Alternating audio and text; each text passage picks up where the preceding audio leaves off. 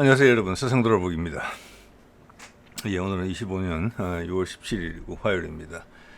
자, 이재명이 당선되고 6월 3일날 대선이었잖아요. 한 2주일 만에 캐나다에서 열리고 있는 G7 회의에 참석을 했습니다. 자, 그에 관련된 이야기를 좀 해볼게요. 지금 언론에서는 주로 분위기가 대비를 잘 할까? 벌써 언론 지형은 많이 정해져 있는 것 같습니다. 잘 될까? 트럼프는 되게 독특한데, 자, 이런 분위기가 좀 많이 있을 것 같아요. 그게 이제 일반적인 것 같아요. 그래서 이렇게 약간 이제 방어적으로 설명을 하는 것 같습니다. 우리가 독재로 돌아갈 뻔했는데 근근히 다시 민주주의로 회복해서 훌륭한 민주주의를 하고 있는 G7 국가들한테 가서 우리도 민주주의로 다시 돌아왔어요. 다시 받아주세요. 이런 분위기를 풍긴다고도 느껴져요, 저는. 그런데 저는 내용을 생각할 때는 전혀 아니다. 왜 이렇게 빨리 오라고 그랬을까? 는 그만큼 트럼프가 원하는 것입니다. G7의 두목은 트럼프잖아요. 자, 거기서 개최국이 업저버를 요청하는 형식을 취하지만은 사실은 트럼프가 시키는 겁니다. 그래서 바이든과 사이가 좋지 않았던 윤석열이 초창기에 G7에 못 갔던 겁니다. 억울하게도. 독일이 초청을 안 하고 그런 이야기 아직도 기억이 나는데, 그거는 바이든이 저는 보기 싫어, 올 필요가 없어, 이렇게 됐기 때문에 그런 거고요. 지금은 내각도 지금 채 선임도 안 된 상태에서 윤석열의 내각하고 일을 같이 하고 있는 상황에서 사실 갈 상황은 아니에요. 저쪽에서 강력한 요청이 있었다고 봅니다, 트럼프에. 그리고 오늘 제가 전달드리려고 하는 내용은 작금의 상황을 쭉 살펴보면 트럼프가 그럴만하다. 예. 자, 그런 이야기 제가 쭉 드려왔습니다만은 지금 사실 윤석열하고 트럼프를 만난 적 없어요. 이재명과 트럼프는 서로 처음이에요. 그런데 여러분도 아시다시피 오바마 때 박근혜와 사이가 안 좋았습니다. 그렇죠? 예. 그다음 문재인 때 트럼프하고 중요한 약속들을 많이 합니다.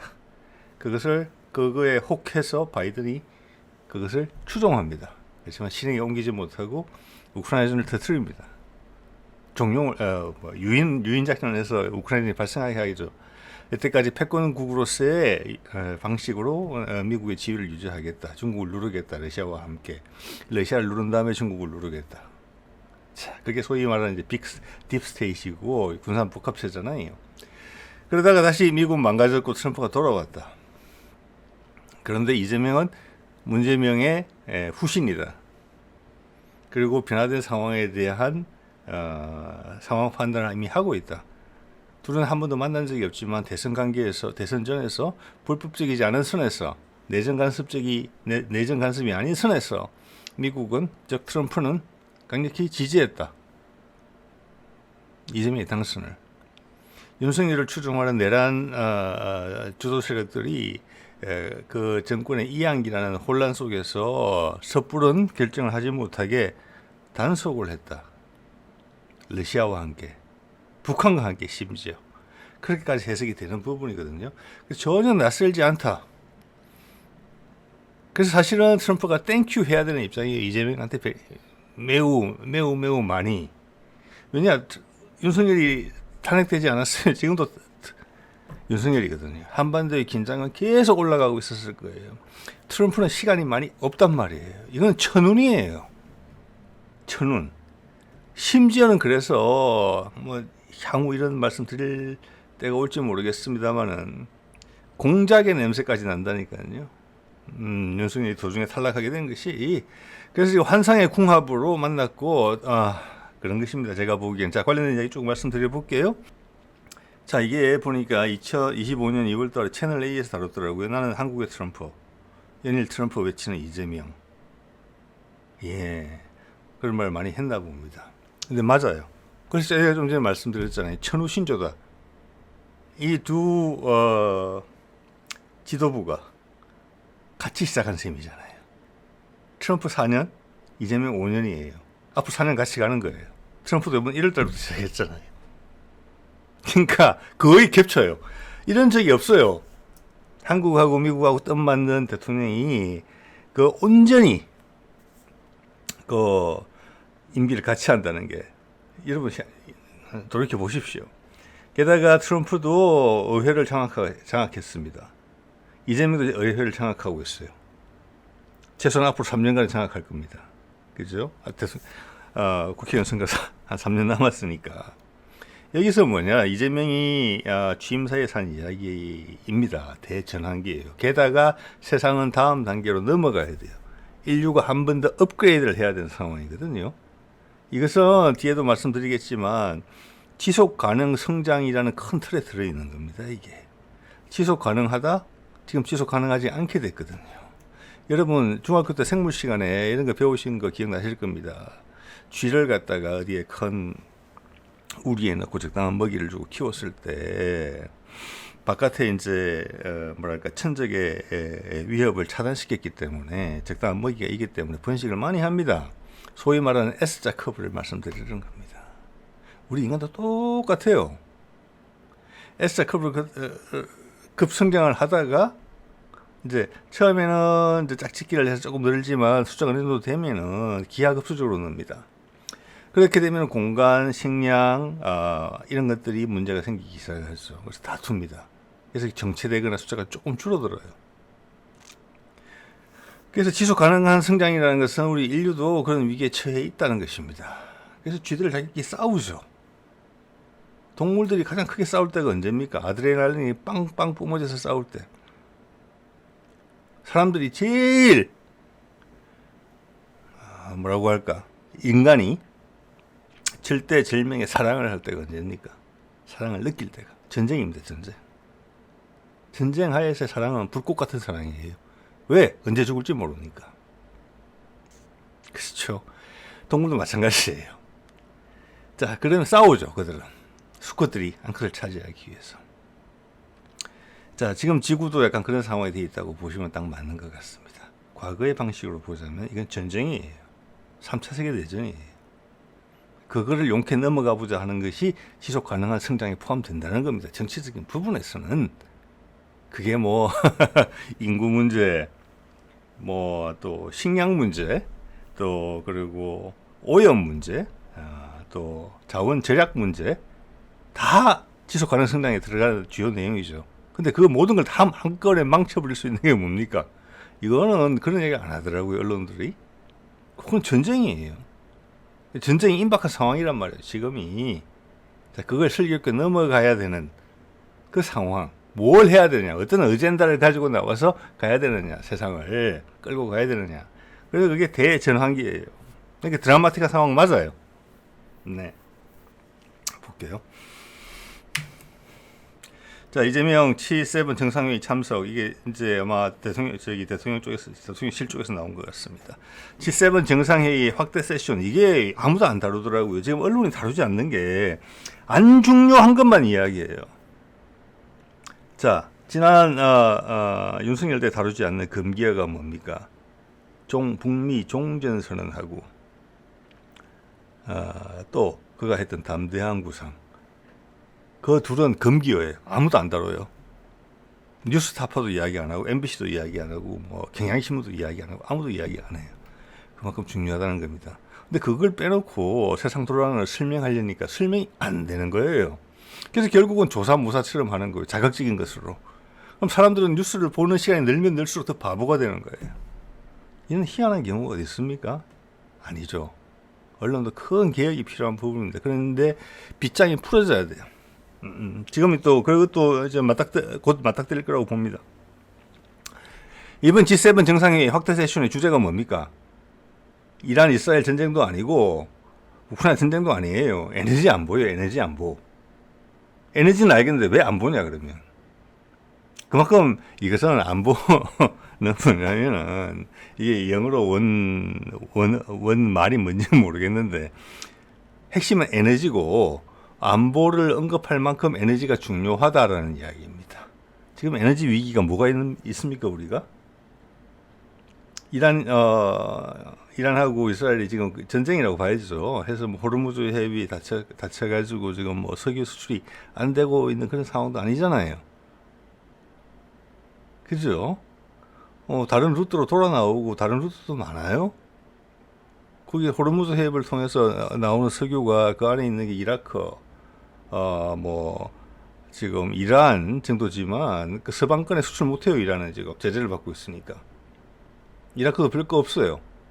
남아 있는 거는 홍해를 닫아서 밑쪽에 있는 뭐 사우디나 UAE나 그 외에 거기에 있는 조그만 산유국들의 수출 통로가 막히는 건데, 그렇게 되면 정말 세계 전쟁이죠. 그렇지 않아요, 전제.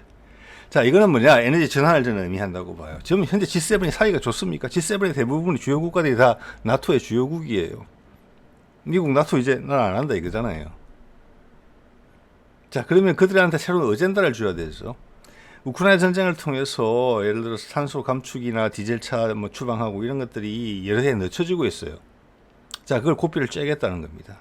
이것은 대전환기에 있어서 에너지 부분을 이야기하는 것이고, 이것은 정치적 부분하고 다 연계가 되어 있어요. 모든 게 다.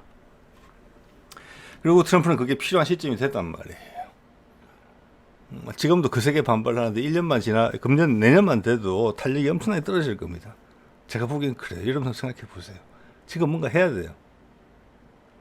자, 그런 트럼프에 부응하기 위해서 트럼프의 뜻은 다 알아요. 서로 소통을 많이 했으니까, 이재명하고. 이재명이 거기에 대한 준비를 만반의 준비를 하고 갑니다. 이 바쁜 와중에서도, 준비가 안 된 상황에서도. 심지어 윤석열의 내각들하고 일을 하면서도 준비를 하고 가요. 예, 그런 면에서는 대단하다고 봅니다. 그 외 주요국 양자 정상회담, 여기서 트럼프하고 이재명은 서로 뭐 반갑다, 서로 뭐 잘 맞을까, 궁합이 맞을까 안 맞을까 이런 이야기 할 계제는 없습니다. 무조건 맞습니다. 대전환기의 동지입니다. 대신에 트럼프가 요구하는 것을 이재명이 어느 정도 수용할 수 있느냐예요. 근데 지금 급하다는 걸 알고 있습니다. 그래서 되게 신속하게 진행될 가능성이 커요. 근데 그게 남북 문제라는 것으로 이렇게 도드라져서 보이지 않고 에너지나 다른 부분, AI 이런 부분에 묻혀서 갈 겁니다. 어느 정도 완벽하게 터뜨릴 때까지는. 그래서 미리 준비한 것 중에 대부분 큰 게 하나가 지금 국가안보실 3차장을 윤석열이 임명했던 교황청 대사 여성을 임명했죠. 예외적이라고 봅니다. 아주 윤석열이 임명한 사람이고, 게다가 교황청의 대사인데 안보실 차장으로 온다? 아니죠, 이거는. 문화관광부 차관으로 온다면 이해를 하겠습니다. 이것은 뭐냐? 현재 교황이 누굽니까? 미국 출신입니다. 미국은 가톨릭이 엄청 약한 곳이에요.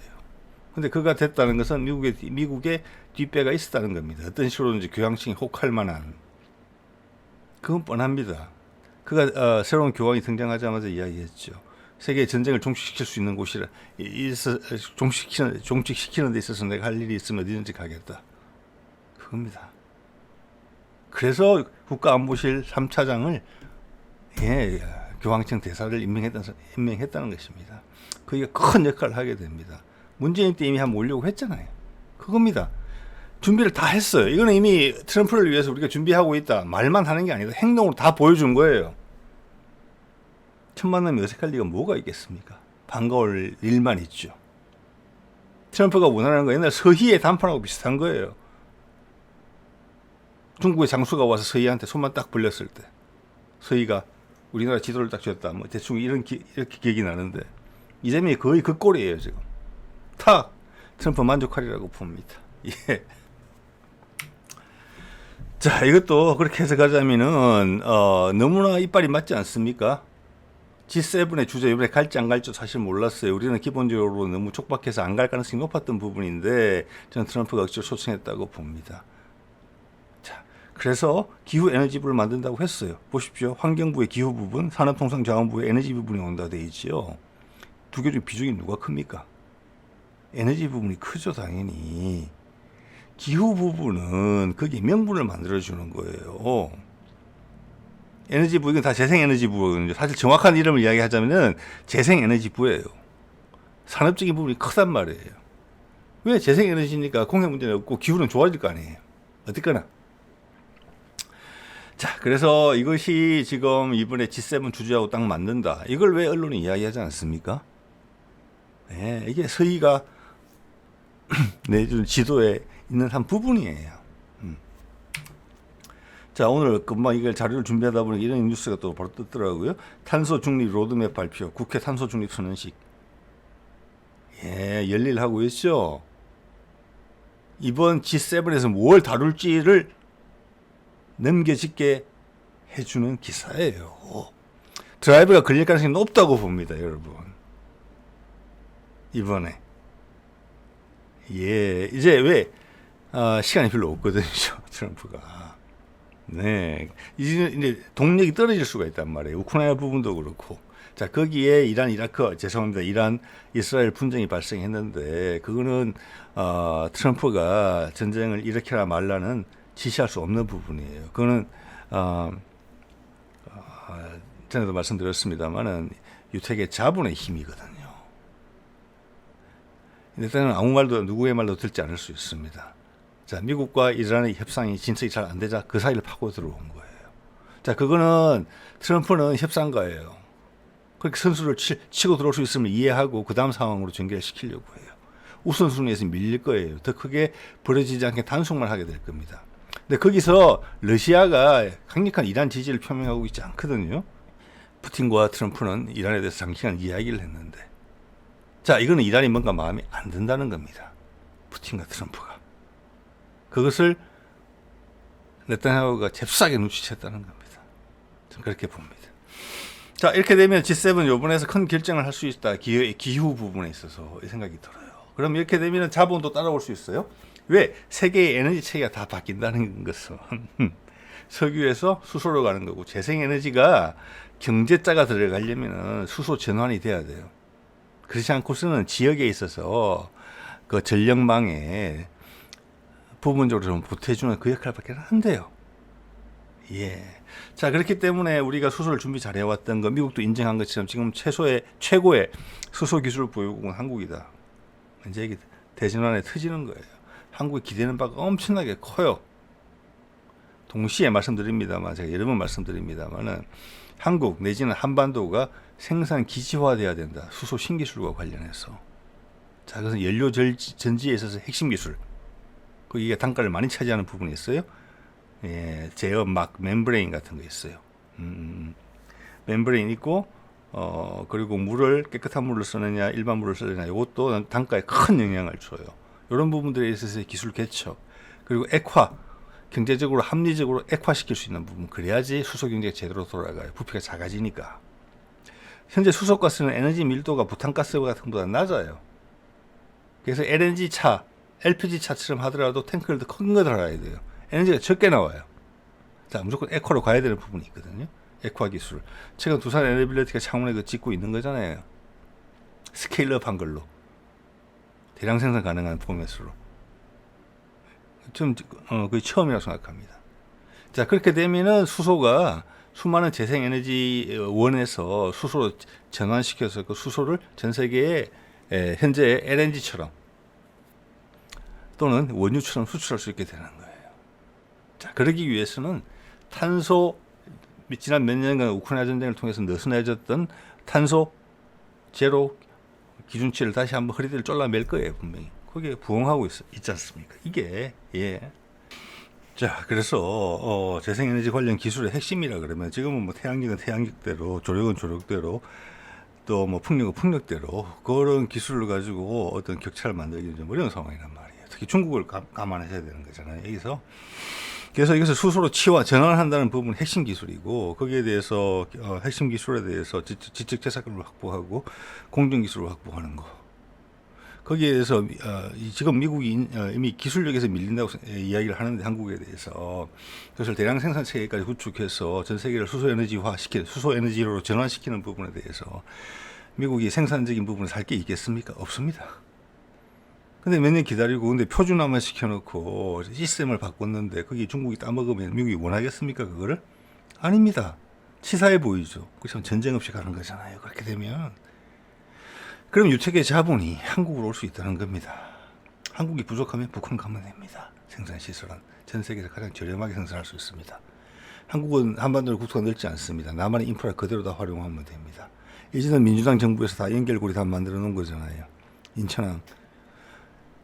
영종공항, 그리고 전력망 얘기를 하면 되고 고속도로망, 철도망 얘기를 하면 됩니다. 금방입니다. 그래서 북한은 지금 황해도 근처 쪽에서 그렇게 개발될 가능성이 크다고 봅니다. 새로운 표준을 쫓아오기 위해서 중국이라는 거대한 에너지 소비처가 한국으로부터 모든 핵심 부품을 사가져가게 될 것입니다. 한국에서 파는 핵심 소재 제품은 일단 지적재산권으로 보호가 될 것이고, 중국이 따라온다 하더라도 중국 생산 단가보다 더 낮을 겁니다. 왜? 북한이 있으니까. 정 안 되면은 동아시아 국가들, 중앙아시아 국가들, 베트남. 그래서 최근에 정상 통화가 미국, 중국, 일본 다음에 여러분 체코하고 베트남이 되지 않습니까? 그렇죠. 국외에서 저렴하게 우리의 기술을 가져가서 현지화를 위한 생산을, 현지 가까운 시장을 위한 생산을 할 수 있는 곳입니다. 그 의지도 있는 곳이고 저렴한 가격에. 당연히 그 중에 핵심은 북한이죠. 자, 벌써 제1공장, 제2공장, 제3공장 생각하면서 하는 거예요, 그거. 예. 자, 그 다음 볼까요? 그 다음 AI 부분이죠. 이번에 AI도 논의가 된다고요. 이건 급격하게 빨리 변할 것 같습니다. 이거는 생각보다는 빨리 진행되는 거예요. 미국의 생각보다는. 미국은 자기들이 주도한다고 생각했기 때문에 빨대를 꽂고 계속 최대한 이익을 내면서 서서히 전환시키려고 했을 거예요. 그 전에 다른 사례에서도 그랬고, 그게 패권적인 사고예요. 어떻게 보면 기술적인 면에서. 누구도 기술적으로 우리를 도전할 수 없다는데, 지금 지금까지 밝혀진 것만 보세요. 수소 기술이나 이 부분에서 한국한테 넘어갔죠, 이미. 우리도 10년, 20년 전만 하더라도 미국과 일본에 비해서 수소 기술이 되게 뒤처졌습니다. 왜냐, 수소라는 부분은 우주 항공 기술하고 상관이 있어요. 거기 연료로서 많이 쓰기 때문에. 그래서 일본과 미국이 선도하고 있었어요, 그런 부분을. 그걸 우리가 배운 거거든요. 근데 지금 이렇게 된 거잖아요. AI도 천천히 가려고 그랬는데 중국이 더 저렴하고 성능이 훌륭한 AI를 개발했기 때문에 미국이 놀라게 된 거예요. 그래서 전환이 빨라진 거예요. 이제 많은 이익을 볼 수가 없다는 거예요. 옛날처럼. 이제는 바로 경쟁에 뛰들지 않으면은 중국한테 패권을 놓치겠다. AI 부분에 있어서. 이렇게 생각이 든 거예요. 핵심은 AI와 재생에너지가 결합하는 그런 부분이죠. 그럼 재생에너지 효율이 엄청나게 높아져요. 소위 말하는 그 스마트 그리드라는 게 극상화될 수 있거든요. 거기다가 수소까지 연계가 되면 더 복잡해지는 거거든요. 그게 전기 전력망만 아니라 에너지 자동차 연료를 수소로 쓰게 된다. 이거잖아요. 함정도 수소로 갈 수 있고 공장도 수소로 돌릴 수가 있단 말이에요. 혹시 복잡해서요. AI와 결합이 상당히 기대되는 부분이에요. 갑자기 불똥이 떨어진 거예요. 그래서 이번에 AI가 같이 들어간 거예요. 자, 그래서 AI하고 투자하시는 분들이라면 제가 보기엔 AI하고 재생에너지 요게 연계되는 부분에는 상당히 촉망받는다 이렇게 말할 수 있고, 여기 보면 초대 AI 수석 공략 100조 원 투자도 부족, 이거 금방 따라잡겠다는 거예요. 우리가 AI 3대 강국 진입 더 이상 못 넣죠. 그래서 제가 어제 시간에 말씀드렸지 않습니까? 그젠가요?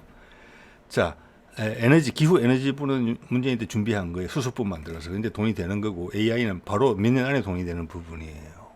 요거는 이재명 다음 대통령쯤에서 본격화될 수 있고, 또 이것은 기존의 에너지 산업, 죄송합니다. 컴퓨터 산업의 기반 위에 올라오는 거니까 이재명 후반부부터 될 수 있어요.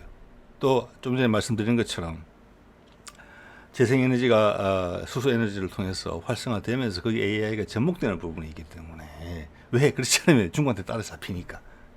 수소에너지보다 기술 격차가 더 적다, 거의 없다라고 보시면 돼요. 그럼 생산과 단가인데 거기서 미국이 중국을 이길 수가 없다는 거예요. 그 대안은 어디냐? 한국밖에 없다. 자, 그럼 AI 센터가 세계적으로 많이 생기게 되는데, 여러분도 아시다시피 전기를 엄청나게 먹습니다. 자, 그걸 위해서 센터들이 이거 전 세계적으로 많이 생길 텐데, 거기에 필요한 하드웨어의 수요가 엄청나게 올라갈 거예요. 우리 강국입니다. 삼성, SK 이런 거 있잖아요. 그 다음 소프트웨어 분야가 있고 인력이 필요한 부분이 있어요. 예. 자, 그래서 기술적으로 이 데이터 센터를 처음에 이렇게 제약을 할 수가 있어요. 출발할 때 데이터 센터가 전기를 많이 소모한다는데, 기존의 화력 발전, 원자력 발전을 가지고 거기에 대한 전기를 충당하려면 그런 발전소를 더 지어야 되고 공해 물질이 더 나올 거잖아요. 위험이 올라가잖아요. 대형 원전 같은 경우는. 그래서 그것은 재생에너지로 한다는 이렇게 규약이 걸릴 수가 있어요. 그죠? 그러면 재생에너지는 지금 현재 전기 방식으로는 생산지 근처에서 소비를 해야 돼요. 물론 이동이 안 되기 때문에. 수소에너지가 당연히 들어오는 그런 구도가 설정이 된다고 봐야 돼요. 데이터 센터는 재생에너지로 한다. 그러면 전 세계 AI 센터가 늘더라도 그것은 그걸 극복할 수 있는 명분이 충분히 된다. 그러면서 재생에너지를 그리고 수소에너지를 뭐랄까 활발하게 사용하게 만든다. 저는 이런 그림 충분히 생각해 볼 수 있다고 봅니다. 예.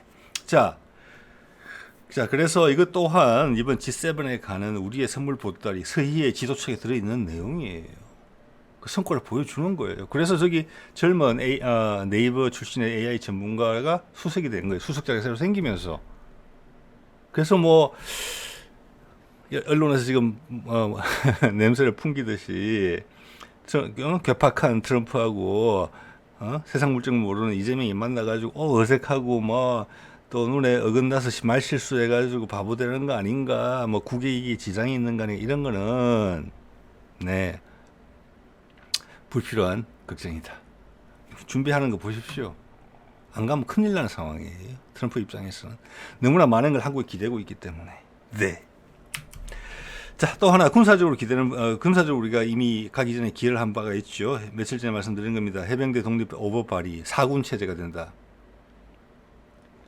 밑에 나왔죠. 예. 자, 법안을 발의했는데 이것은 뭐냐? 이것 또한 서희가 내미는 지도처에 있는 내용입니다. 우리가 미국의 인도태평양 전략의 한 축을 담당해 줄게. 윤석열 때 말을 잘 안 들어서 좀 힘들었었지. 그거 제대로 내가 시동 걸어줄게. 그 핵심은 해병대다. 자, 이럴 때 말할 때 해병은 사군 체제의 해병은 절대 북한만을 위해서 해병을 사군 체제로 만들 이유는 없습니다. 지상전 위주가 되기 때문에 남북 간에 분쟁이 생기면 해군은 보조적인 역할이죠. 그런데 해병이 육군과 동등한 위치가 된다? 이건 다른 데서 할 일이 많다는 겁니다. 즉 미국 새로운 인도태평양 전략에 군사적으로 우리가 이 새로운 무역로를 우리 힘으로 지킨다. 미국 너 많이 힘들지 좀 빠져. 정 필요하면 도와줘. 제가 그렇기 때문에 대만도 우리의 영향권 안에 들어올 수가 있다는 이야기를 하는 것이고, 이 과정에서 일본은 극대노하게 돼 있는데 지금 이시바의 정치적 여건이 대놓고 아베처럼 한국에다가 핵고지를 할 수 있는 입장 안 됩니다. 제가 그래서 아베가 암살당한 뒤에 이유는 한참 있다 나오겠지만 이런 설정과 상관이 있다고 보는 거예요. 이미 일본은 군기가 잡힌 겁니다. 자, 그리고 이제 트럼프가 도착해서 이런 말을 했죠. 중국 G7 참여 반대 안에 러시아 쫓아낸 건 실수. 이거 엄청나게 중요한 내용이거든요. 이거는 여러 전문가들이 나와가지고 MBC식으로 이야기하자면 100분 토론하면 해야 되는 내용이에요. 이 말을 풀이하기 위해서. 그런데 전 세계 언론을 주도하는 세력은 그 또한 이제 유택의 자본이라고 볼 수도 있습니다. 트럼프 싫어하죠. 그가 언론의 핵심 세력이 우리의 외신을 좌지우지하는, 전 세계 외신을 좌지우지하는, 국내 언론 손 못 대는 것 같습니다. 좌지우지하는 그들도 기득권이에요. 세상이 바뀌는 걸 원치 않아요. 거기에 그들의 눈에는 머독 같은 사람 눈에는 이 트럼프는 돈키호테예요. 갈아 마시려고 해요. 근데 그의 지지율을 보면 40%거든요. 높아요. 트럼프가 지금 승부를 벌이고 있다는 걸 여러분 느끼셨으면 좋겠어요. 그들 지지층을 끌어모으면서, 자, 그래서 불법 이민 확실하게 지금 대처하고 이번에 뭐 약간 열병식 같은 것도 했잖아요. 그런데 그 기회를 이용해서 뉴섬이라고 캐나다 캘리포니아 주지사를 띄우는 부분이 있어요. 국내 언론에서도 아직 선거가 3년이나 남았어요. 4년이나 남았어요. 차기 민주당 후보라고 그 기회를 활용해서 그런 이야기를 하더라고요. 그럼 그를 견제하기 위해서 트럼프는 지금 재임이기 때문에 더 이상 대통령 못해요. 우선순위 당연히 아니죠. 그런 희한한 소리들을 하더라고요, 보니까. 자, 왜냐? 지금 미국 민주당에 대권 후보가 없어요. 문제는. 지난번에도, 부통령이 나올 때 뉴섬 거론이 됐었고요. 힐러리 클린턴도 거론이 됐었고, 오바마의 부인이 미셸 오바마까지 거론이 됐어요. 그만큼 인물이 없다는 거예요. 그래서 그 깨알같이 뉴섬을 주자로 만들고 싶어서 그렇게 올린 거예요. 대립각을 세우는 모습을 비췄잖아요. 근데 그거는 핵심 내용은 아니에요. 큰 전투가 벌어지고 있다. 트럼프도 당연히 안다고 봅니다. 예. 거기에서 이제 푸틴이라는 원군하고 같이 싸우고 있는 것이죠. 그렇다고 또 유택의 자부는 일부는 그렇게 생각하겠지만 이런 구도에서 본격적으로 또 중국을 응원할 수도 없어요. 세계 이론 지형이 자기들이 만들어 놓은 이론 지형이 중국도 악마화되어 있기 때문에 부족하긴 하지만 악마는 아니거든요. 제가 봤을 때는. 예.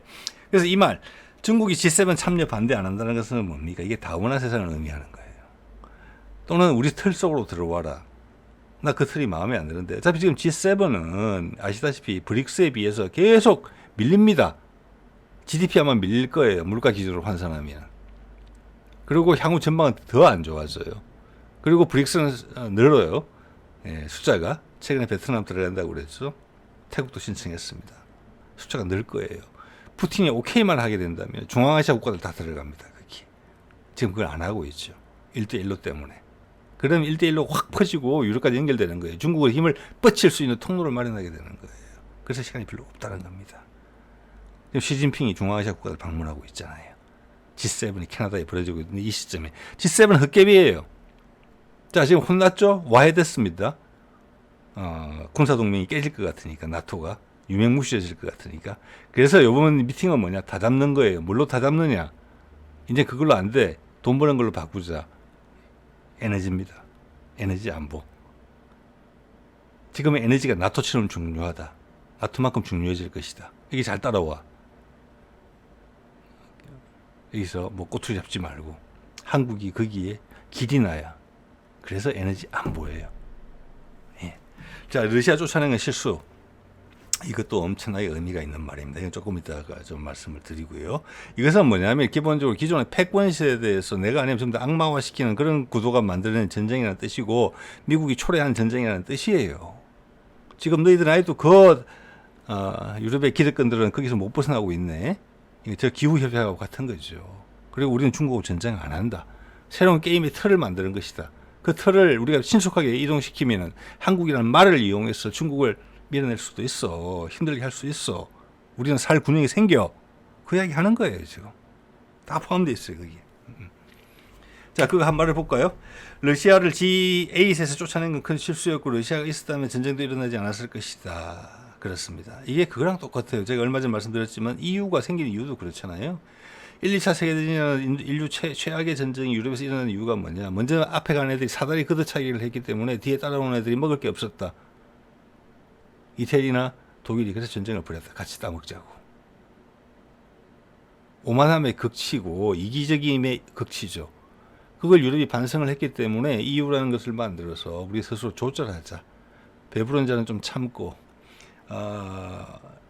뒤에 욕심 많은 뒤에 늦게 올라온 되게 시세 많은 친구들을 좀 도와주도록 하자.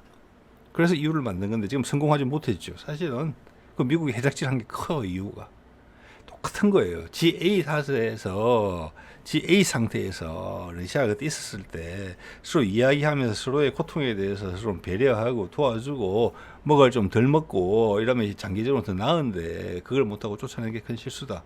여기도 미국이 쫓아냈겠지. 네. 그리고 그것을 더 악화시켰죠. 쫓아낸 이유가 아마 그것 때문에 그럴 거예요. 우크라이나에 있었던 그 지역의 그 크림반도 같은 그런 문제 때문에 유사한 그런 케이스로. 그 당시 이제 미국을 이끌던 딥스테이트는 그렇게 판단한 거잖아요. 이걸 몰아붙여야 되겠다. 어떤 형식으로? 나토의 확장이라는 형식으로. 그리고 EU의 본질은 그때부터 없어지기 시작했죠. 예. 적이라도 테이블에 앉혀야죠. 그 당시 러시아는 적도 아니었고 푸틴을 적으로 생각하지도 않았다. 이것은 얼마 전에 소개드렸던 JF 케네디가 후르시초프랑 만나서 러시아 입장을 이해해야 된다. 그들의 신발을 한번 신어봐야 된다. 이런 말 하다가 총 맞고 죽은 거잖아요. 위험한 발언입니다. 이게 엄청나게. 예. 근데 트럼프가 지금 그 이야기를 하고 있는 거잖아요. JFK만큼 위험하진 않아요. 그리고 끌고 가고 G7 이야기를 듣고 억지로 딸려오는 신용은 하잖아요. 다른 대안이 없으니까. 그만큼 세상이 무르익었다는 겁니다. 그리고 유택의 자본들도 뭐 나는 돈만 벌면 되는데 트럼프가 제법 재밌는 제안을 하네. 에너지 안보만큼 중요한 에너지 시스템의 전환. 너희들 중국으로 가 생각하지 마라. 우리가 더 큰 거 만들어줘. 내가 못하면 내 협력국이랑 같이 할 수 있어. 그럼 우리가 나은 거 아니야? 훨씬 중국보다 이야기하는 거거든요 지금. 네. 야, 그래서 제가 이런 거 다룬 적이 있죠. 혹시 처음이신 분은 정신업 165편에 보시면은 미국의 프락시 전쟁이나 우크라이나 전쟁이 유도한 전쟁입니다. 이것은 나토를 계속 확장하면서 러시아가 강성 반응을 하지 않을 수 없게 만들었고, 미국은 제가 추정이죠. 이 부분은 러시아를 친미국적인 정부로 교체를 한 다음에 중앙아시아 그리고 코카사스 지역을 다 영향권 안에 들려고 했어요. 조지아나 뭐 이런 데, 아제르바이잔. 왜냐하면 우크라이나 다음에 나토 협력국으로 넣을 게 그쪽 지역이었거든요.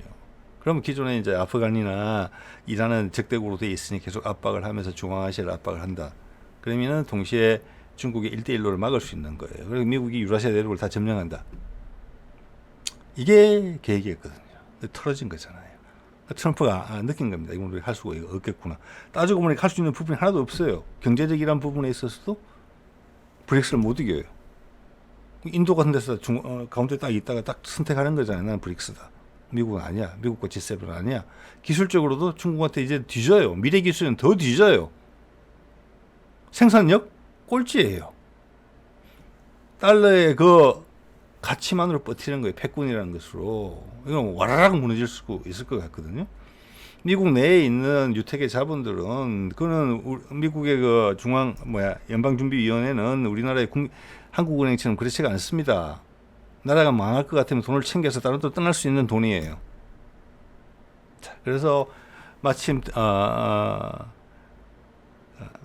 푸틴이 다원화라는 컨셉을 제시하면서 가운데서 캐스팅 보트 역할을 하면서 중국과 미국 사이의 균형을 잡는 것입니다. 핵심은 뭡니까? 미국 패권이 중국 패권으로 전환돼도 세상은 더 안 좋아지고 오히려 더 악화될 가능성이 높기 때문에 그렇게 하는 거예요. 또 그 과정에 전쟁이 불가피하고. 미국이 그냥 물러나겠습니까? G7이 지금 하는 거 보세요. 네. 자, 그런 내용들의 말씀을 여기 들었던 거고요. 참고하시면 되겠습니다. 궁금하신 분들은. 네. 자, 그리고 트럼프가 이란 이스라엘 충돌에 대해서 되게 중요한 언급을 합니다. 국내도 다 보도가 됐을 걸로 봅니다. 협상에 나서야 한다. 양쪽 모두가 고통스럽지만 이란 이스라엘 이야기입니다. 특히 이란은 이 전쟁을 이기고 있지 않습니다. 따라서 이란은 대화를 시작해야 하고 너무 늦기 전에 지금 당장 대화를 시작해야 합니다. 이렇게 이야기를 했거든요. 저는 이것을 이렇게 봅니다. 이 전쟁의 국면에 대해서 이란도 만만치는 않지만 전황이나 전망에 있어서 이스라엘이 유리하다라는 것을 단적으로 이야기했다고 봅니다. 이것은 미국이 모든 정보망을 분석해서 이야기한 것이고, 이게 푸틴도 분명히 동의하고 있었기 때문에 이렇게 이야기하는 것이고, 지금 푸틴이 러시아가 적극적으로 이란을 지원하지 않는 부분도 이하고 일치합니다. 제가 보기에 이란의 어떤 이슬람 뭐라고 할까, 약간 종교가 약간 지배하는 그런 분위기잖아요. 이란은 최고 지도자가. 거기서 지금 여러 차례 협상을 오만에서 해오고 있는데 미국하고 핵 협상이죠. 거기서 그들이 세상의 흐름을 보는 시각이 좀 부족하고 유연하지 않다. 즉 트럼프와 푸틴이, 왜 트럼프와 푸틴의 이해관계가 다 걸려있는 부분이거든요. 거기에 대해서 해안을 갖고 있지 못하다. 이란의 현 지도부가 이걸 느끼게 돼요. 그래서 협상의 파토가 났다. 이 상태로 이란이 세계 흐름에 적극적으로 뛰어들기에는 좀 부족하다. 예를 들어서 뭐 사우디 같이 눈치가 없다는 이야기라고 저는 이해를 합니다. 그래서 지금 공궁에 처해 있던 네타냐후가 그 자리를 밀고 들어갔다. 선방은 날릴 수 있는 힘이 있거든요. 유택의 자본을 되게 깔고 있기 때문에. 거기에 미국이 종용을 했다고 절대 생각하지 않습니다. 트럼프는 협상가예요. 전쟁으로 뭔가를 해결하려고 하지 않아요. 자, 그래서 트럼프는 뭐냐, 이스라엘이 그렇게 쳤다, 일이 벌어졌다, 그러면 그걸 지켜볼 수밖에 없어요, 상황을. 그리고 자기의 불만도 있었죠. 그런데 전황도 이스라엘이 조금 유리해 보여요. 그러니까 압박을 넣는 겁니다. 이건 다른 방식으로 해결을 해야 되겠구나. 왜 이스라엘이 공격을 하고 그랬어? 이렇게 하지 않는다는 겁니다. 그게 협상가의 모습입니다. 예. 자, 이거는 지금 트럼프가 하고 있는 이야기는 푸틴과 오랜 시간, 어젠가 그젠가 장시간 이란 문제에 대해서 통화를 하고 나서 첫 번째 공식 언급이거든요. 그때는 둘이가 우리는 미국은 관여하지 않았다라고 이야기를 했고, 푸틴하고 이야기할 때. 그리고 이제 협상으로 해결해야 된다. 그래서 제가 그런 말씀 드렸죠. 과거 트럼프 1기에 사우디와 이스라엘을 관계 개선을 시키려고 했던 것처럼 이번에도 이란과 이스라엘을 관계 개선을 시켜야 되겠다.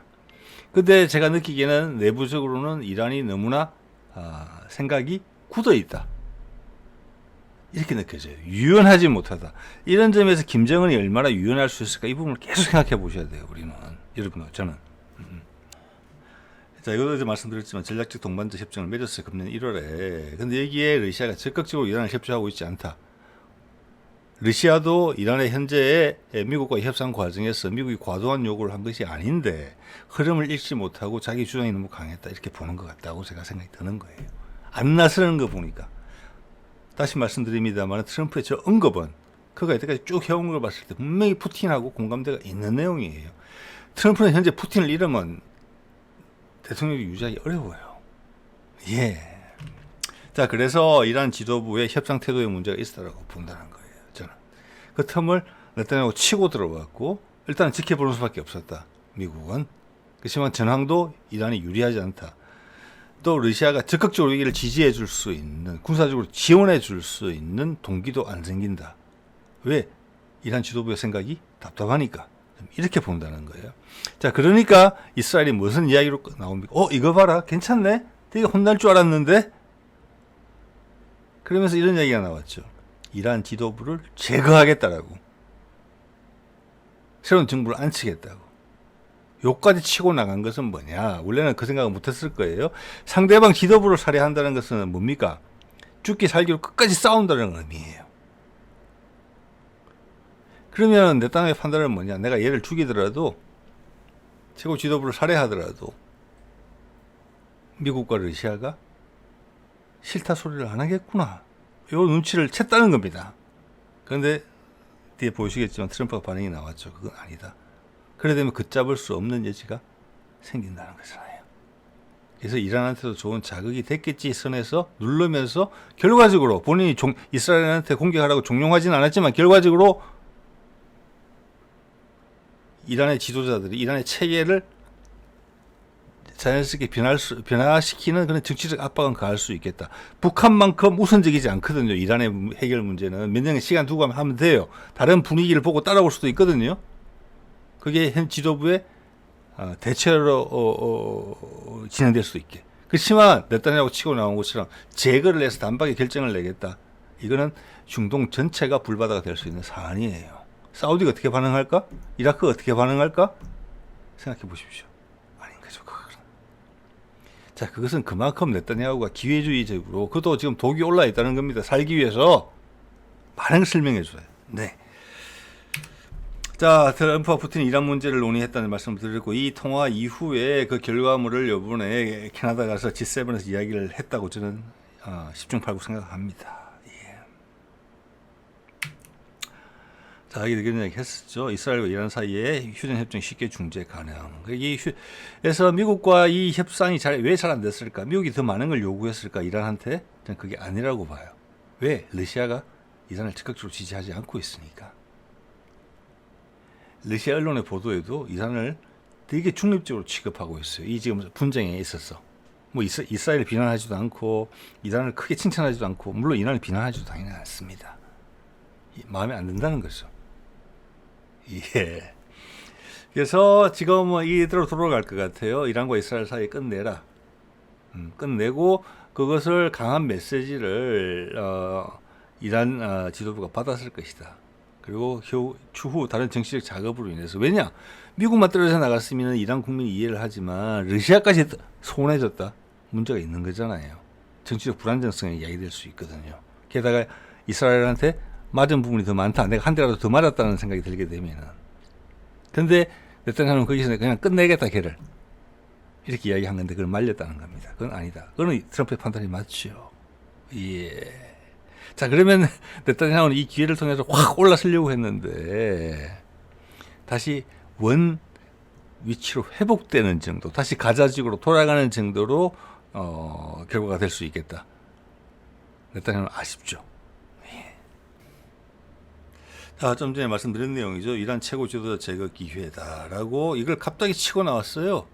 그것은 이스라엘이 좀 전에 말씀드린 것처럼 간파를 했다는 겁니다. 분위기가.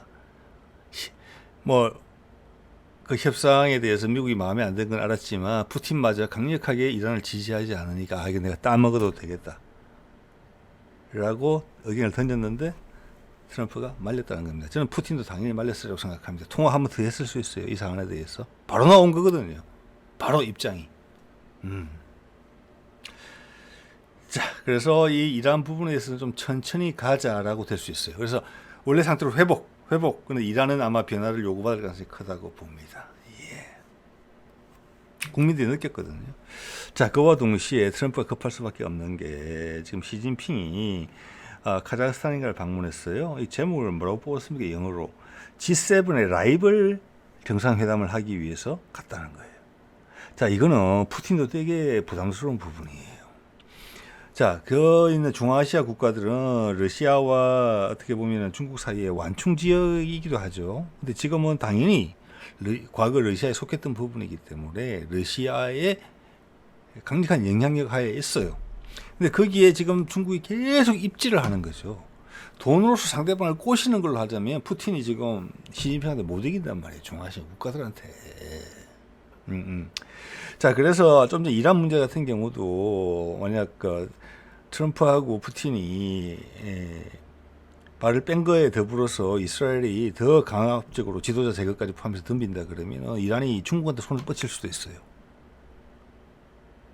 자존심을 지키기 위해서 엄청난 혜택을 주면서 중국한테 손을 뻗칠 수 있어요.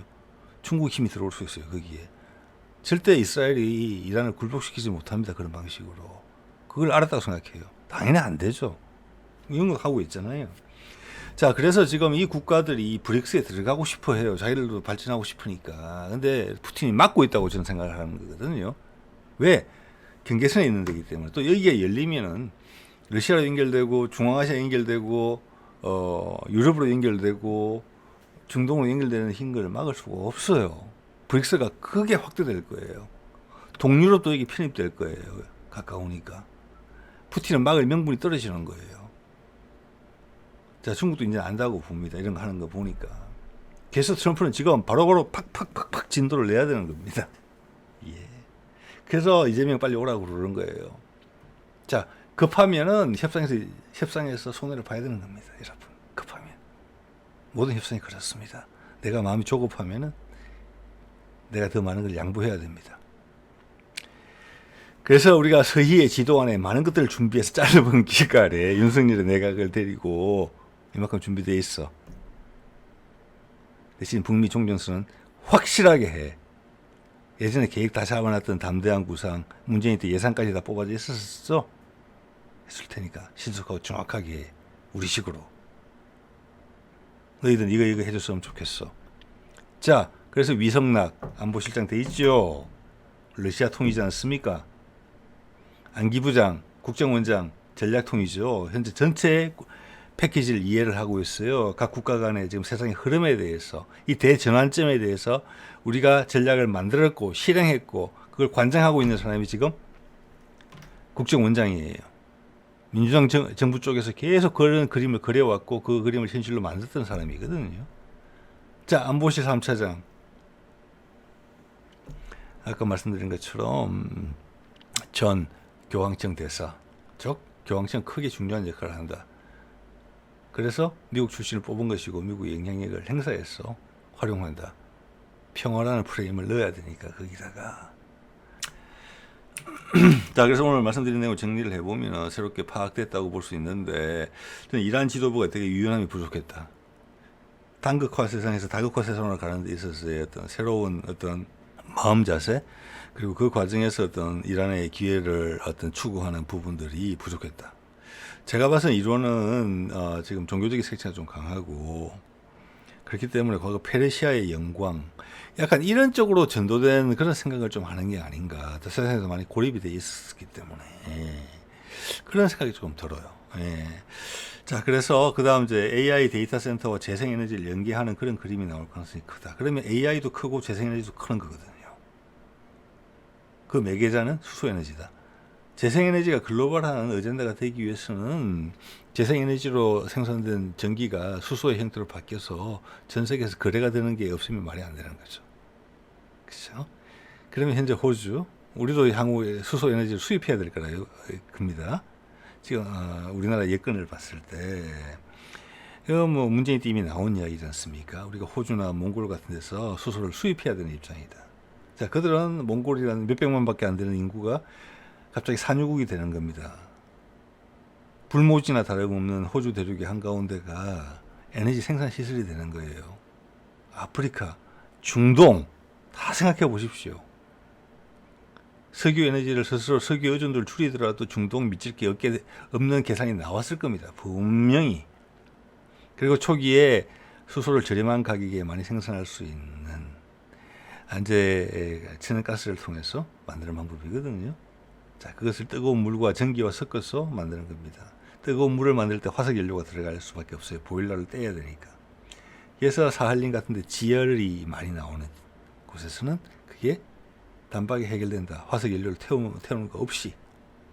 자, 그래 그런 부분들이 되면 세계 경제 지형이 바뀌고 전체적으로 소비력이 생긴다. 지금 소비력이 전혀 기대하기 어려운 지역들에서. 그리고 그들을 연결하는 물류망도 필요하게 된다. 새로운 무역료가 등장한다. 이런 복합적인 거예요. 여기서 미국이 주도권을 가진다. 거기 필요한 정치적으로 난제를 해결하는 것은 미국 평화의 힘으로 간다. 남북 문제가 대표적인 케이스죠. 거기에 교황이 등장해서 썰을 푼다. 자, 그런 틀을 저는 이란이 이해를 못했다고 봅니다. 자, 그리고 지금 소형 원전, 수소차 이런 것들이 생겨야 되죠. 소형 원전 같은 경우는 이미 상선에서 이야기가 나왔고 우리가 작년부터 준비하고 있는 게 보입니다. 본격화하는 게. 현대에서 디자인도 나오고 있잖아요. 그리고 센터도 만들었잖아요. 이거는 향후 대형 상선들, 유조선 같은 경우는 소형 원전으로 간다는 겁니다. 차세대 납 기반이나 나트륨 기반의 고속정신로입니다. 훨씬 안전한 거. 이제 SMR이 그렇게 될 가능성이 커요. 자, 그런 게 또 대량화 된다 그러면 대량 생산하는 거점이 어디가 되느냐. 미국이 그걸 할 수 있느냐. 몇 년만 시간 좀 중국 따라오거든요. 표준 바꿔놓은 걸 중국이 다 먹는 거예요. 전기사처럼. 그거 안 된다. 그럼 생산 기기를 어디로 해야 될까? 원전을 준비해왔던 한국 소형 원전 생산시설. 중국하고 똑같이 경쟁을 하더라도 중국한테 이길 수 있다. 중국이 들어오면. 시장이 갑자기 펼쳐져야 되면은 그 근처에 체코, 동국권에 있는 국가들, 베트남 이런 데 활용할 수 있다. 이렇게 되는 거예요. 네. 자, AI 관련해서 하드웨어도 생산을 해야 되는데 이제 TSMC 건이 걸리거든요. TSMC는 지난번에 바이든이 장난을 잘못 쳐서 이 대만 회사는 미국에 대해서 되게 불편한 감정을 가지고 있습니다. 중국만 가지고도 먹고 살 수도 있어요. 따지고 보면. 자, 그렇기 때문에 그것을 미국이 바이든의 실수를 만회하기 위해서 일본에다가 생산 시설을 내는 거 이런 그 작업을 했거든요. 그런데 거꾸로 생각해 봅시다. 한국에 있는 SK나 삼성이 그 역할을 대신해 주면 되잖아요. 대만의 결정을 안 쫓아도 되잖아요. 이제 TSMC라는 생산 시설을 잃을 수가 있다는 걱정이 있단 말이에요. 미국은 자기들이 못하니까 그걸 한국에 해주면 되는 거예요. 자, 이런 것들이에요. 예, 그리고 재생에너지 부분에서 최고 기술을 가지고 있다. 수소 부분에서. 북한이라는 의욕이 있고 높은 수준의 손기술을 가지고 있으면서도 저렴한 생산지가 있다. 남한의 인프라를 바로 활용할 수 있다. 그냥 1, 2년 만에 생산시설이 가동할 수 있다. 가동될 수 있다는 거예요. 예. 자, 이게 덧붙여서 이제 새로운 물류망, 이런 것들이 덧붙여지겠고, 한반도가 그 최대의 물류망이죠. 이란 같은 거는 2선, 3선으로 밀려도 상관없어요. 한반도 건 바로 해줘야 돼요. 바로. 거기 교황이 바로 온다는 겁니다. 그 과정에. BTS가 바로 뜬다는 겁니다. 뭐 블랙핑크도 뜨겠지요. 문화 강국의 힘을 최대한 활용해서 할 겁니다. 그게 안보실에 왜 교황청 대사가 들어가는 그 이유를 설명할 수 있다고 봅니다. 모든 걸 준비했고 서희가 내민 그 카드에는 지도에는 그 그림이 다 그려 있습니다. 트럼프가 입이 쫙 찢어지겠죠. 푸틴도 마찬가지고. 예, 거기서 네타냐후 욕심은 누르고 자, 그래서 아까 말씀드린 대로 유엔이 혁신되거나 새로운 형식의 틀의 국제기구, 훨씬 더 민주화된 국제기구가 등장하고 거기에 중국도 자연스럽게 들어올 수 있게. 그래서 브릭스나 이런 쪽으로 쪼개져 나가지 않게. 왜? 그거는 새로운 틀을 제시해서 다른 국가들이 만족해하면 되거든요. 브릭스는 경제 공동체지 정치 공동체가 아니에요. 예. 자, 오늘 이 정도 말씀드리겠습니다. 네.